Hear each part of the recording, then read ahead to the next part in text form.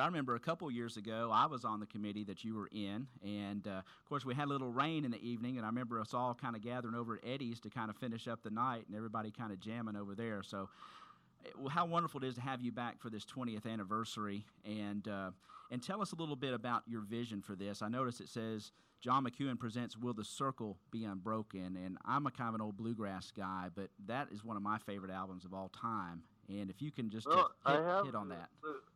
The original bass player with the Dirt Band, Les Thompson, was also on the Circle album and in the band the first 10 years. And John Cable, who was in the band for several years in the mid-'70s when we became the first American band to go to Russia, he was there. Wow. And Matt Kartsotis, we go out and we play a lot more of the music from the Circle album than the current Nitty Gritty Dirt Band does. I can never get them to play more than one song, and it's very frustrating. Well, because I believe without that album, the band wouldn't have had a special career that it's had. It would have just been a group that's got some records on the radio. You might. So it's very fun for me to go out and bring music, some of the Carter family music, and the stories behind how it happened, and some of the bluegrass and the stories about how it happened to the audience, and to have Les up there on stage with me, and he was there for the whole thing, and that's very cool. And Matt Kartsotis, when I first heard Matt Kartsotis sing 30 years ago, I thought he was from Kentucky. He's one of those people with the right kind of voice. Had the twang, didn't he? Well, he just sings it right, you know? Yes. J.D. Crowe would like the way he sings. I know that. Yes, sir. Well, speaking of this album, if we can stay on it just for a second, what was it like for you guys, especially you? You know, you're in the studio with Mother Maybelle, Doc Watson. I love the part in one of the songs when Doc is trying to say, okay, I play that in A, and somebody says, no, I like it in F. But what a thrill for you guys to be in there with these. That was Maybelle veterans. Carter saying. Maybelle Carter was saying, if y'all don't mind, I'd like to do Wildwood Flower in the key of F natural. What do I wanted to say, your Maybelle, a word that starts with F would go there, and Carter. And you're asking if you can do Wildwood Flower in F? That's good. You had that going through your head, at least I did, going, how could this lady be that humble? Yeah, I mean, what Oh, by the way, it took me 20 years to find out what she meant by I do this in F natural. Maybelle Carter tunes her guitar a half step flat, but she didn't retune the auto harp. So the auto harp was playing an F natural, but if she played an E chord on her guitar, it's actually an E flat. Okay. So it was really fun. I mean, to play with somebody like Vassar Clemens. The Kissimmee Kid. Years after the Circle album, 2 or 3 years after, I asked Vassar how he would play Uncle Pen, and he played it. And I said, Vassar, did you learn that off that old Bill Monroe record? He goes, John, that was me on that record. I was 17. Wow. And I thought, wow, this guy goes back further than I realized.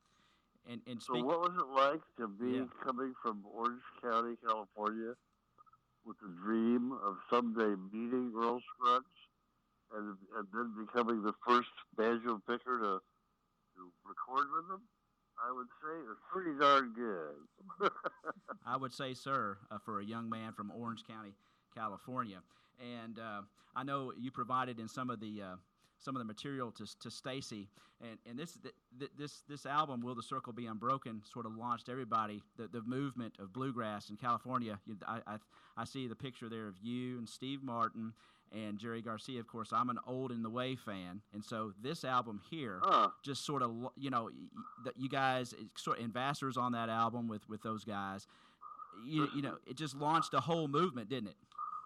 Well, some people have told me that Circle album was the father of Oh Brother. The Oh Brother album. Yes, sir. And yes, I've been told often Vassar told me it gave him a career because until the album had come out, he was an unknown side band.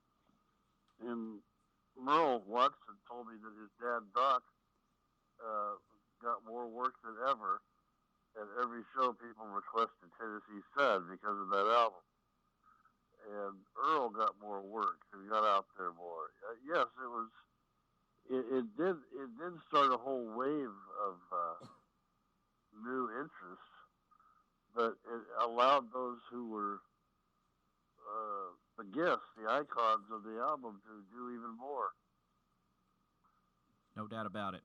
Let's talk for a second here, John, if you would, about your roots music made in Brooklyn, because that looks to be a pretty eclectic gathering of musicians and artists as well that you have put together for this. And I know you mentioned track 4, 5, and 8, and I'm going to be able to play some of these here at some point, having a little bit of technical aspect today, but I hope to have you maybe back before the festival. But track 6 sticks out of my mind as well, a Warren Zevon song that you guys have brought together. A pretty interesting collection of musicians and music here on this record. Well, track 6 is a Warren Zevon song called Excitable Boy. That's correct. and I just felt it was time for bluegrass to have a new murder ballad. And that's exactly right. I mean, they're all worn out. I mean, okay, Knoxville Girl. I grabbed her by her golden curls and drug her round and round, throwing her in the river that runs through Knoxville town. Go down, you Knoxville Girl, with my knife in your side. It's a 50 or 80-year-old song, Knoxville Girl. And Polly Bond, you know the song Polly Bond? I'm not sure. Go ahead. With her apron wrapped around her, he took her for a swan. Oh, alas, it was poor Polly Bond. Awesome. The guy shoots his pregnant girlfriend. I'm like, oh, I thought it was a swan. Tragic. A long black veil. Tragic folk and bluegrass. There's more dead people in bluegrass than any other music, I think. But on the other hand, Max and Knife, the Shark Bite. Oh, yes, sir. I mean, Mac killed about a dozen people in that song. And people would sing it. Yeah. Really. That's a Steve Martin rolling off on you, I think, there, John. That's great. It's true. No, don't you, go look at the lyrics. Suki, Tawdry, Lana Lenya. These are women in the song that Mac the Knife killed. Oh, yeah. Charlotte Billows, oozing red. Yes, sir. Just a jackknife has old McKeith there. Because, it's Mac is back in town and people are dying. Yes, so sir.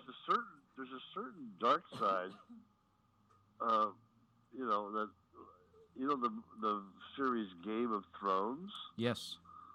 I couldn't believe it that people were actually laughing about the king eating his son in a soup and not knowing it. The king's going, "Where's my son?" "Well, Your Highness, he's in your soup." Yes, sir. I get it. So with Excitable Boy, when I heard that song, thought about that song, that's got to be a bluegrass song. And hopefully it'll get, it's weird. It's disgusting. It is, but that's Warren Zevon. But to bring that to life in bluegrass, I can't wait to spin it and play it. And I definitely want to touch on some of these tracks. But more importantly, Stacey's here, and tell us what the folks can expect as you come to the festival and you put these great musicians together that are going to be with you, and what you're going to present Saturday night at the Pennington Festival. Well, one of the things I want to do, besides playing music from the Circle album and my favorite Nitty Gritty Dirt Band songs, some of which people haven't heard on the stage for a long time, the Dirt Band has played the same show for 10 or 12 years now. It's like, what time is it? Oh, it must be about 8:52 because Bojangles is starting. You got it down pat. Well, I don't like that, right. But I don't know what it is other than some people don't like to change. But I know what I'm going to do in the sense that certain pieces of music, but there's too much to do, Ty. I've got like 300 songs to choose You've from. got a If I play 'em repertoire, no all, doubt. Yes, sir. if I play them all, the show won't be over till Monday. So I'm trying to figure out what we're going to do. Some of that's going to incorporate dirt band songs that people like, and music from the Circle album, some from Made in Brooklyn. But we also want to do a couple original songs that just knock people out. I'm very selective about this. I don't like it when I go see somebody play and that I want to hear certain things, and they do 10 original songs in a row, and then you want to hear something you know. Yes, sir. But so you hear something and maybe we coerce people to sing along with it, but they're going to hear a couple new songs that have really been reaching people too, and that's exciting. And I want to incorporate some contest winners. Is it talent contest? Is that a contest Yes. or just a? We'll let Stacey chime in Stacey, there. you're Yes, yes. I- Stacey's chimed in. I was talking earlier with Ty about the talent contest, and most people are used to our winner, our top three receive cash prizes, but John has offered a wonderful opportunity. The winner of this year's talent contest will also get to sit in with John and the band Saturday night during their performance. I wanted to. We can do Circle Me Unbroken together, and then maybe some other song. I got to bring my kazoo now. Maybe I can sit in. You can enter, Ty. You have to enter the contest. Yes, I might do a little I'm sorry. claw hammer, I'm maybe. sorry, but employees and those involved in this concert aren't allowed to enter. Oh yeah. Trust me, you don't want my playing in there as well. But well, that's awesome. That is so great to be able to sit in. On the other hand, it's going to give me some extra players for free. That's a pretty good deal. Why not? And if these people are serious about music, it's good that their first job they won't get paid. Yeah. You probably that's the life of a musician, isn't it? And a radio guy, I bet. No doubt. No doubt. One band. You've got first me. get into radio. Yeah, yes, it is. The life. You know what's weird about that? When I started playing at 18, 19 years old, going out, I could get $50 to $75 a night, and this is like in the 60s, and that's what people still get often. Yes. Playing in bars and stuff. It's like a very tough game. So those contest winners, if they win, they deserve to get some recognition. I like to put them up in front of people. Well, that's great. Go ahead, Stacey. I was just going to say it's so generous of John to do that. And when he was here, when you were here 10 years ago, John and his son Nathan came and performed, but they also offered a musical workshop in the afternoon that was free. And we had a lot of young musicians who came. And what sticks out to me most is when that workshop was over, there was one young man who was about 13 years old, and he was a banjo player. And he had a lot of questions for John. And after everybody left, he still had questions. And John spent, I feel like it was about 2 hours that you sat out there with that kid. It was a long time. You sat under the tent in the shade, one-on-one with that young man, and changed his life. So that's what sticks out to me. Is he going to sue me for malpractice? I doubt that. But I mean, people don't get that opportunity at other types of music festivals, and I mean, you're one in a million, man. Like to do that, and since we've been talking and arranging for this year's festival, I mean, you've been so accommodating and wonderful. And Mr. McEuen just informed me that he is playing at the Opry on Friday night, and then he and the band will be driving up here for the festival on Saturday. So Good we're deal. going to do the Grand Ole Opry on Friday and spread the word of the Pennington Festival. That's awesome. We appreciate that, sir. It's been our pleasure today to talk to you. Our time is kind of winding down, but we hope to have you again before the festival and possibly when you're in town. Maybe the radio station will be on hand there and love to grab you for a quick moment and maybe get you on the air to tell us about your trip and what's been going on. We can't thank you enough. How many watts are you? Well, we are a Class D AM with an FM translator is what we are right now. We can definitely cover our county as well as parts of other counties, and we will get you out there. We're not a booming 100,000 watt. Maybe we should talk louder. That might help, sir. But it's been a pleasure to have you on today. How far is Harlan County? Oh, I don't think we'll reach Harlan County today. Not today. We'd have the right conditions.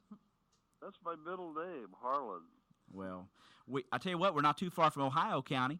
We're Mr. Bill Monroe from Rosine. No, but my middle name is Harlan. Oh, your middle name is Harlan. Well, all right, John Harlan McEuen. Yeah. It's been a pleasure to have you on the air this morning, sir. We can't thank you enough. We're looking so forward to your performance coming up. Like I said to my mom, thanks for having me. Yeah. Yes. Yes, sir. I tell you, the Steve Martin is rubbing off on you. I'm telling you, you've got it. Well, I don't know about that.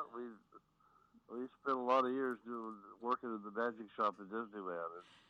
And let's touch on that real briefly before I let you go, if you don't care, because I'm a big Steve Martin fan too. But it's cool because Steve is quite a banjo player as well. When I was a kid, I had all his records, and I would see William McEuen, and that is in fact your brother that I do believe produced and the Steve Martin records, and I had them when I was a kid. I loved them, and then you guys were playing banjo licks and swapping. I think I read something on your bio where you were a little bit quicker at stealing the licks off the records than Steve was, correct? Or was it the other way around? I don't call it stealing the licks off the records. That's what Steve calls it. He said pulling the licks off the records. You were getting... Pulling. There you go. Steve's been kind enough to say that I've taught him to play the banjo. We both discovered it the same day, at the same time. In fact, we're standing next to this banjo player. I'll never forget him asking the guy, well, how much is a good, used, cheap banjo anyway? I mean, he had to say good, used, cheap banjo. I just thought that was funny. I was 17 years old. Oh, that's great. You know? So we all about the same how age? much is a banjo? But we ended up working in Disneyland for a few years, and when I went to high school senior year together, and when he started getting funny on his own solo thing, I told my brother he ought to go see him, and he did. He started managing him and managed him for the next 20 years. Cool story. And Steve and I have, in fact, he sent me an email last week. We grew up in Garden Grove. You ever heard of Garden Grove, California? Yes, sir. It's in Orange County, you know? Yes. And Steve just sent me an email that just said Garden Grove. It wasn't a garden nor a grove. There you go. It's kind of funny. Like when I produced The Crow, his album. Yes, that's correct. And Steve is not the kind of guy that's funny all the time, but it's always in there cooking or paying attention. He had to count off one of the songs. And he's out there. He goes, Steve, I have to have you count this off because you're the first one to play. He goes, okay, 1, 2, 3, 4. And I had to stop him. I said, no, Steve, when you count off a song in the studio, you have to leave the last number silent because you don't want the echo of the, you don't want the sound going around the room. You leave the last number silent. He goes, oh, okay, I get it. He goes, okay, here we go. 1, 2, 4. and everybody cracked up and couldn't play. That's great. That is so awesome. Then he did it right, you know. But in 4 days, that was about the only funny thing he did. Because he was dead serious about the music. And he is very good, and that is such a cool story. I love the human connections, from Garden Grove, California, small world. That when you're in West Kentucky, everybody says, "Well, who you kin to," or tries to find a family member. So, it's just natural for us to say, "Okay, there's your connection to Steve Martin or Jerry Garcia, whoever." So, what a cool history you have. What an icon in folk and bluegrass you are, sir. And we just can't thank you enough. Me? Yeah, yes, sir. Unfortunately, yep, that's what you are. That's at least in my mind you are, and I think in most everybody else's mind. I don't know. Icon part, that's a little bit heavy. You just say he's like an icon. All right. Well, I can settle with that. It's been my pleasure today. Look forward to coming and hearing you perform at the Pennington Festival, the 20th annual one, with you and your band, and we hope to have you on another time. And we'll just yell to Harlan, okay? All right. You have a great day, Talk sir. Thank really you. Loud. Yes, sir. You have a great day. Thank you so much. Bye-bye. Thank Bye-bye. you. Yes, sir. All right. That's John McEuen, former member of the Nitty Gritty Dirt Band, and also I'm like an icon in folk and bluegrass. He is the headliner of the 20th annual Pennington Folk Festival here in Princeton, to be held June 2nd and 3rd. Yes, sir. And more vendors as well. Tell us about your vendors real quick. We always have some great vendors set up. David Belcher will have concessions available through the Eatery Huts, and members of the Princeton Art Guild, because Pennington Festival is a Princeton Art Guild event. Members of the Princeton Art Guild artists are invited to set up booths to sell their art. If you're interested in that, you need to contact Melissa at the Princeton Art Guild, and you must be an Art Guild member in order to set up and sell. And we can't thank the Princeton Art Guild enough, as well as your committee, the Pennington Committee, and the Pennington family as well. Yes. This festival has been awesome. It's not free. Possible without the Princeton Art Guild, without local sponsors. And all the donations. And tomorrow's our deadline. If anybody wants to sponsor this festival, you have until tomorrow to get your donations in. And also to the Caldwell County Board of Education for allowing us to use the grounds at the Butler Lawn. There's nothing like it to be on the Butler Lawn. There's just something special about it, and it's going to be very special this year. No doubt about it. Stacey, thank you for your work. Thank you for the committee's work, and again, thank you to everybody. It's been a pleasure having you today. Thank you, Ty. Yeah, all right. You have a great day. Appreciate you being here. That is